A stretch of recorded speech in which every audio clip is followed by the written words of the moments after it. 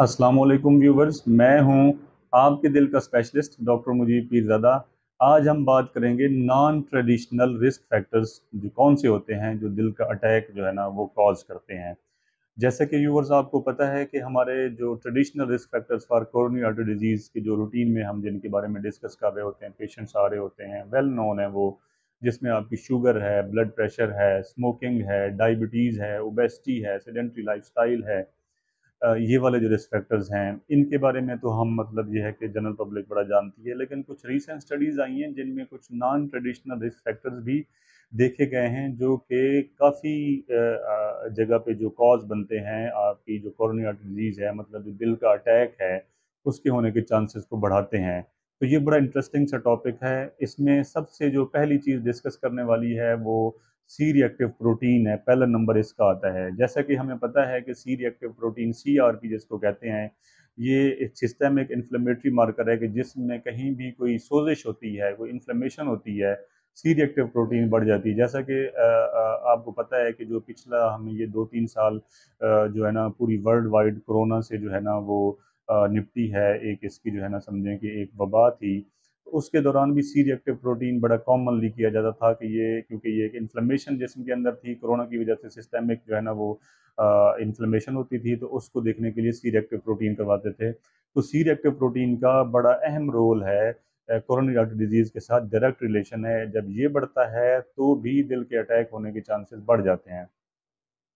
दूसरे नंबर पे जो चीज़ आती है वो है लिपोप्रोटीन ए, LPA उसको कहते हैं। ये भी एक किस्म का समझें कि एक प्रोटीन है जो कि आइडेंटिकल है LDL के, लो डेंसिटी लिपोप्रोटीन, जो कि लिपिड प्रोफाइल में इंक्लूडेड है। और आजकल की स्टडीज़ हैं कि आपने LDL पे फोकस करके ही उसको ही ट्रीट करना है। सबसे ज़्यादा इसके ऊपर कंसर्न है न्यू गाइडलाइंस का लिपिड प्रोफाइल में, और उसके हिसाब से ही हम ट्रीटमेंट स्टार्ट करते हैं बंदे की। तो ये उससे एक आइडेंटिकल प्रोटीन है जिसको लिपोप्रोटीन ए कहते हैं। उसमें समझें कि LDL में एडिशन अगर हो जाए उसकी केमिस्ट्री में, एपोलिपोप्रोटीन ए अगर ऐड हो जाए तो वो लिपोप्रोटीन ए बन जाता है। ये भी समझें कि मार्कर ऑफ थ्रोम्बोसिस है, ठीक है ना, और एथीरोजेनिक है। समझें कि चिकनाई को जमा करने में जो जो वेसल्स हैं उनके अंदर जो है ना वो जो जिस्म की वेसल्स हैं, खसूसन जो दिल की नालियां हैं उनके अंदर जो लिपिड के जमा होने की समझें कि एक कॉज है, उनमें ये लिपोप्रोटीन ए भी है। और ये और फिर एक्यूटली फिर ये थ्रोम्बस भी कराता है जिसकी वजह से अटैक भी हो सकता है। अच्छा, तीसरे नंबर पे बड़ा इंटरेस्टिंग है होमोसिस्टीन। बेसिकली होमोसिस्टीन जो है ये एक प्रोडक्ट है। जब फोलेट जो विटामिन है एक, उसके जब मेटाबॉलिज्म होता है तो उससे होमोसिस्टीन बनता है। अब होमोसिस्टीन का भी रिसेंट स्टडीज आई हैं कि इसका कोरोनरी आर्टरी डिजीज़ के साथ और दिल के अटैक होने के साथ बड़ा डायरेक्ट रिलेशन है। और इसकी कुछ लेवल्स हैं, अगर 15 से ज़्यादा जिस्म के अंदर है तो ये भी डायरेक्टली कोरिलेट करता है कि आपकी जो है ना वो कोरोनरी आर्टरी डिजीज़, जो दिल की शरियानें हैं उनके अंदर जो है वो उनकी तंगी का बैस बनेगा।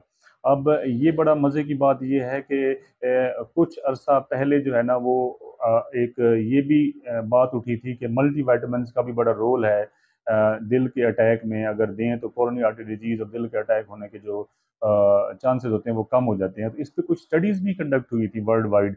जिस तरह नॉर्विच स्टडी थी, एक विस्प स्टडी थी, होप 2 ट्रायल हुआ था। उसमें जो है ना मल्टी वाइटामिन दे के देखा गया था कि क्या उनके अंदर कोरोनरी आर्टरी डिजीज होने के चांसेस कम होते हैं। तो वो जब ये मल्टी वाइटामिन दिए गए तो उसके एट द एंड रिजल्ट ये निकला था कि इनका कोई रोल नहीं है। इसीलिए दिल के मरीजों के अंदर जो हम कहते हैं कि मतलब वो खा रहे होते हैं कि ताकत की दवाइयाँ, वो पट्टों की मजबूती के लिए तो खा सकते हैं, लेकिन दिल के अटैक को रोकने के लिए उनके अंदर जो कोरोनरी आर्टरी डिजीज है उसकी स्पीड को, उसका कोई उसके साथ कोई डायरेक्ट रिलेशन नहीं है, कोई फायदा नहीं होता मरीज को उसके से उससे। तो इसलिए कमज़ोरी के लिए तो खा सकते हैं, तो दिल के लिए मुफ़ीद नहीं है वो मल्टीविटामिन। तो इसके बाद ये डिसाइड हुआ था, जब होमोसिस्टीन को स्टडी भी उसी उसी टाइम किया गया था कि इसका डायरेक्ट रिलेशन है। और देखा गया था कि अगर मल्टीविटामिन दे के अगर इसको हम कम करें किसी तरह, तो उसका कोई खातिर खा फ़ायदा नहीं आया था। तो ये एक कॉज़ भी बड़ा इंपॉर्टेंट रहा है इसके अंदर। फिर उसके बाद आता है फाइब्रिनोजेन। बेसिकली ये जो लिपिड के अंदर ये सिंथेसाइज़ होता है, ये प्रोटीन बनता है एक।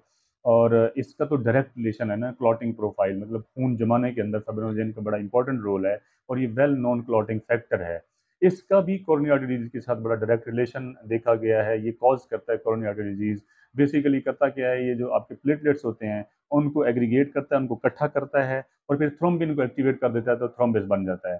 तो ये भी समझें कि इसका बड़ा इम्पोर्टेंट रोल है।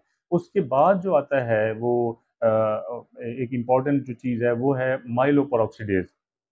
जैसा कि हमने पहले नंबर पे पढ़ा था कि C reactive protein systemic inflammatory marker था, इसी तरह माइलोपेरोक्सीडेज भी जो जब इस इन्फ्लेमेशन होती है तो उनमें रेज्ड होता है उन पेशेंट्स के अंदर। बेसिकली ये है कि जो हमारे खुलिए होते हैं जिनका इन्फ्लेमेशन में रोल है, जो कि बैक्टीरिया के साथ फाइट कर रहे होते हैं, जिस तरह हमारे न्यूट्रोफिल्स हैं, जिस तरह हमारे मोनोसाइट्स हैं, तो जब उनकी डीग्रेनुलेशन होती है, जब वो टूटते हैं तो उनसे जो एक प्रोडक्ट निकलती है ना, एक ये भी है आपकी ये माइलोपेरोक्सीडेज, ये उनसे एक जो समझें बनती है ये। इसका भी बड़ा डायरेक्ट रिलेशन देखा गया है, ये जो है ना दिल का अटैक करने में, कोरोनरी आर्टरी डिजीज करने में इसका भी बड़ा इंपॉर्टेंट रोल है।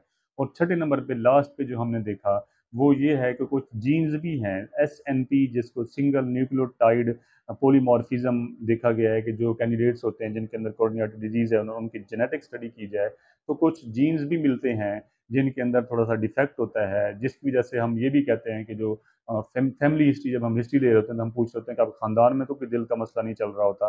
बेसिकली वो ये फैक्टर्स होते हैं, जेनेटिकली फैक्टर्स भी देखे गए हैं, जो कि चाहे ट्रेडिशनल रिस्क फैक्टर्स नहीं भी हैं, लेकिन ये जेनेटिक म्यूटेशन की वजह से खानदान के अंदर भी ये बीमारी चलती है। तो उम्मीद करता हूँ कि ये वाली वीडियो आपके लिए बड़ी मुफीद कुन होगी। आखिर में मेरा वही पैगाम कि आप अपना ख्याल रखें, अपने करीबी लोगों का ख्याल रखें और सबसे पहले सेहत। अस्सलामु अलैकुम।